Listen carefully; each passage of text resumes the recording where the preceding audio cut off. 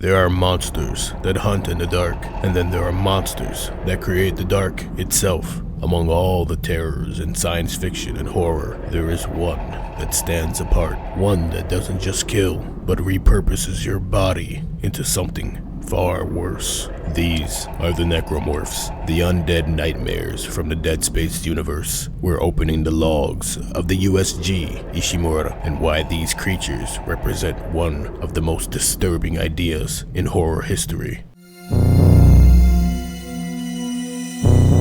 It begins with the marker. In Dead Space lore, humanity discovered alien artifacts known as markers, towering obsidian monoliths covered in shifting symbols. They weren't just ancient relics, they were beacons of infection. The first marker, called the Black Marker, was unearthed on Earth centuries before the events of the game. Scientists thought they could harness its power. It emitted unlimited energy and strange psychic signals, but those signals came with whispers and visions. The marker plants thoughts in people's minds, driving some to worship it as a god and driving others into homicidal madness. It doesn't stop there. The marker emits a signal that reanimates dead tissue. When the bodies pile up on mining colonies, in dead spaceships, in hidden research facilities, the marker recycles them, twisting human corpse into tools for something greater. Necromorphs aren't just zombies, they're sculpted nightmares. A victim's body is infected by alien cells called Brethren Moon's cells that hijack their biology.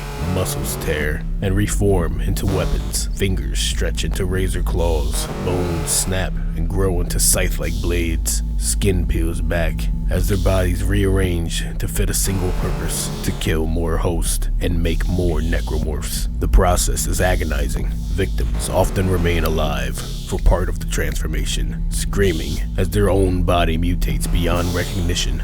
Once converted, the new necromorph doesn't think, doesn't feel, it only hunts. The necromorph plague creates many forms, each adapted for slaughter.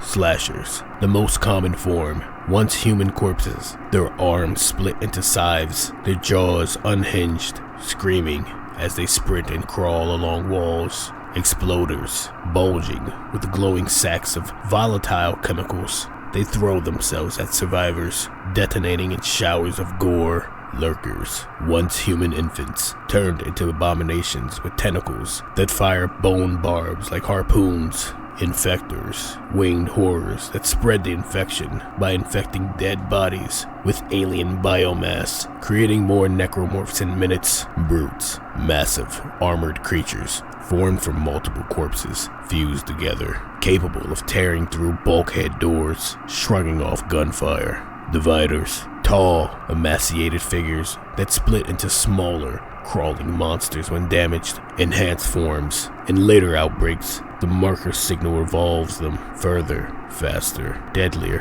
and harder to kill. And they all share one terrifying trait: they don't die easily. You can't just shoot them in the head. The only way to stalk a necromorph is dismemberment. Cut off the limbs, cut off the claws. Otherwise, they'll keep crawling towards you, dragging themselves on torn stumps until they're close enough to rip you apart.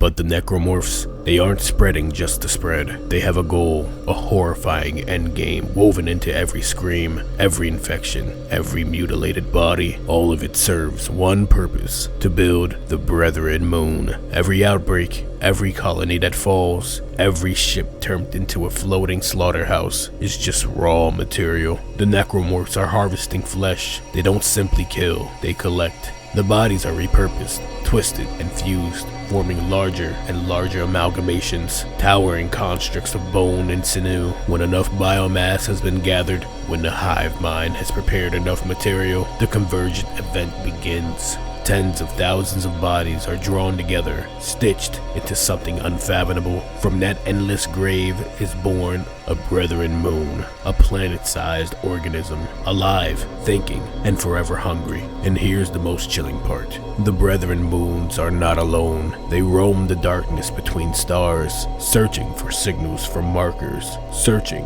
for new worlds to feed on. Each new moon becomes another predator in their endless cycle. That's the true goal of the Necromorphs. Not just to infect, not just to kill, but to create a god of flesh and bone, a cosmic predator that drifts throughout the universe. The Necromorphs are not just creatures. They are a message that life itself can be rewritten into something unrecognizable, something driven only by hunger, pain, and a signal from the stars. The whispers of a marker, strange black spires rising from the ground. Once the infection starts, the dead will rise, screaming, clawing, hunting, until nothing human remains.